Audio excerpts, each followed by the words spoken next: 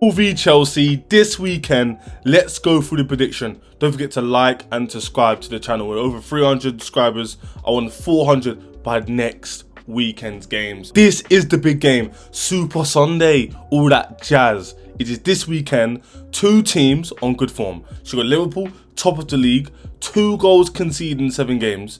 I think they won 9 games out of 10. Only losing to Nottingham Forest, ironically, at home against an ex-Chelsea player, Hudson-Odoi, cutting and finesse, which he loves to do. But back to the game, Liverpool are in great form. They're playing well. Let's not deny that for any second. Don't think, as a Chelsea fan or rival watching on, that this game's going to be easy and they're just in a purple patch and they're overrated. No. They deserve to be where they are because they're playing good football, which in many people's opinion, and mine also, is a lot more controlled than Jurgen Klopp's football. Jurgen Klopp's football is a lot more hit and miss, it's a bit more fiery, a bit more eccentric, it's a bit more like hell for leather sort of thing. So you go all out attack, all out defense. It's not really combined and controlled, whereas Slot has elements of control in his game. Look at Gravenberch, look at McAllister ticking the ball around. I watched him against Wolves away, again, a tough ground, and they go there and kind of deal with them very easily. So for me, I'm quite confident Liverpool will be confident, if that makes sense. I feel as though Liverpool will go into the game thinking, yo, we're in good form, we're top of the league, and we could definitely beat these lot as long as we control the game. So for me, Liverpool have a lot of threats. The main threat for me is obviously Mohamed Salah, who's on the right wing, is one of the best Premier League wingers we've seen in the Premier League era and loves the Chelsea game. He loves the Chelsea game. For some reason, this guy's been there against my football club. We get it. We got rid of you, mate. But you don't need to keep scoring against us, yeah? Just let us have a chance. You know what I'm saying? No one's there. So for me, I'm quite confident Salah's going to win this game. And the other guy, who's surprisingly on the other wing, who's in decent form, who I don't rate, by the way, is Diaz. Diaz is actually performing well this season for some reason, and he's got 5 goals. Yes, 2 of them came in 1 game, and he hasn't been consistent every game, but he's still in good form. And so those 2 wingers against my 2 fullbacks, one being Vega, who's coming for Cucurella, obviously Cucurella is suspended, and Gusto, who's had an alright start to the season. That's a bit of a worry for me in terms of those areas for Liverpool's attack going forward. And the fullbacks are going to have to do a lot of work and be very, very careful not to get turnovers and get done one-on-one where the centre-backs are exposed and Sanchez is under pressure, because that guy has a bozo moment in him. And of course, you can't forget about their defence. There's a reason why they've only conceded 2 goals in the Premier League. It's because of Van Dijk, Konate and Alisson. And yes, Alisson's out injured, but Kelleher can step in and do a job. He's done it in the final before. There's no reason why he can't do it now. There's no reason why he can't do it now. So for me, they're back 4 with Trent attacking. You got Robertson, who's obviously got experience in the game. Then you got the centre backs who we know about, and then Kelleher, who's used to coming in.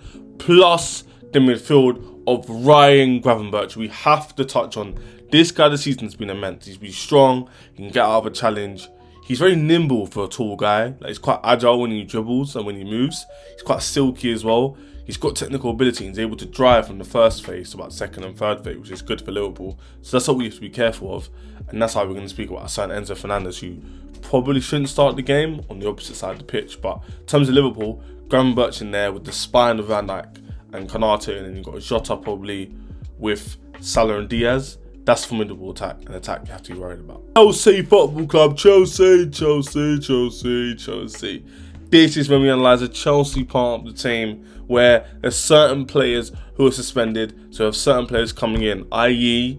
Wesley Fofana is suspended. Cucurella is also stupidly suspended. So Tosin and Vega, who's had a good start by the way, he's actually been good, coming to the team.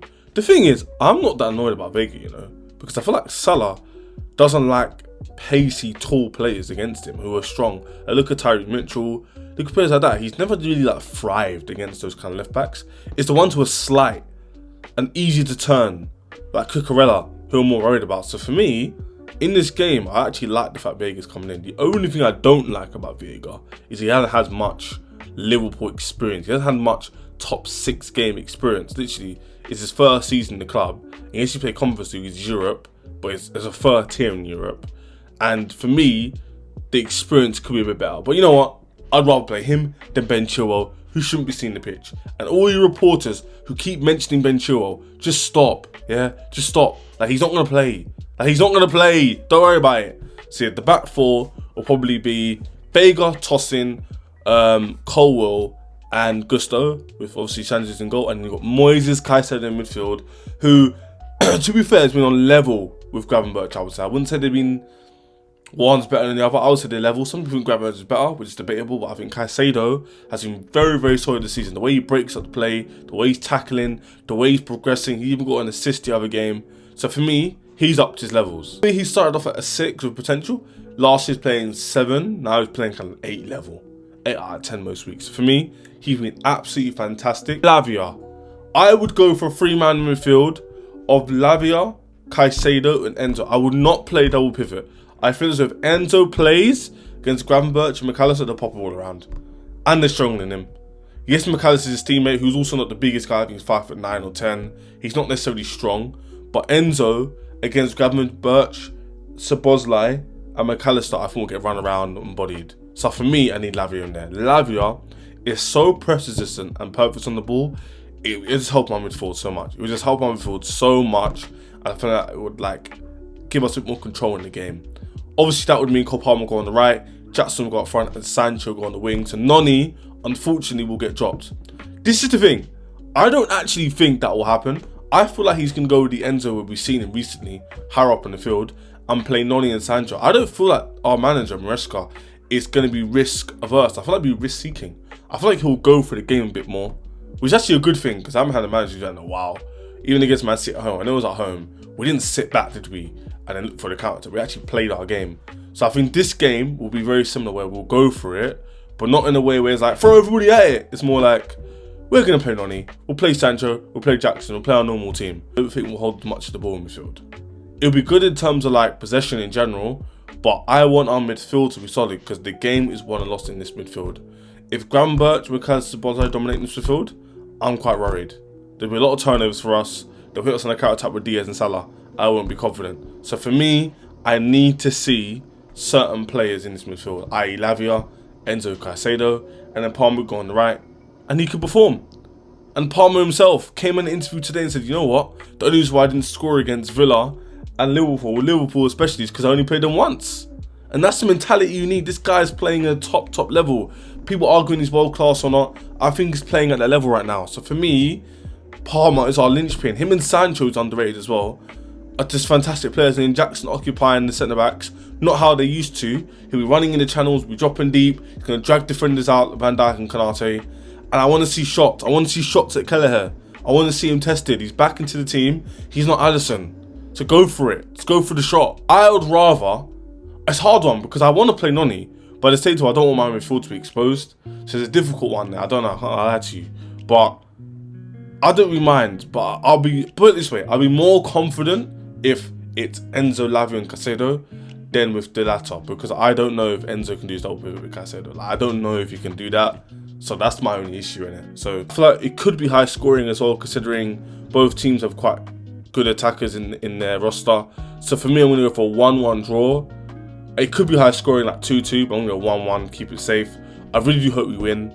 That would be a massive boost for the team, massive boost of confidence for the club, and even people will respect us a lot more, even though I don't really care what they think, but you get what I mean. But I think it's going to be a 1-1 draw. I'm hoping for that anyway. But I just don't want us to get battered and lose. Like last year, PTSD settings. I ain't losing like that. I know our back four was like Badie, Chile, Disasi, all these bummy players. But still, man, have a bit of backbone. Like, we had no pace last year. This year we got a bit of pace. I want to be competitive. I want to show everybody on the big stage, a Super Sunday, that we can compete and that we're not pushovers. That's what I want to show everybody. That Chelsea aren't pushovers and we can do this at a high level.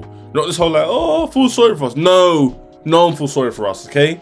We need to do the business, and so do you, by liking this video and subscribing to the channel. We've hit over 300, so love for the love. But I also want to hit 400 by next week. I want to push the channel out more.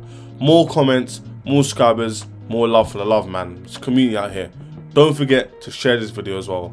And peace.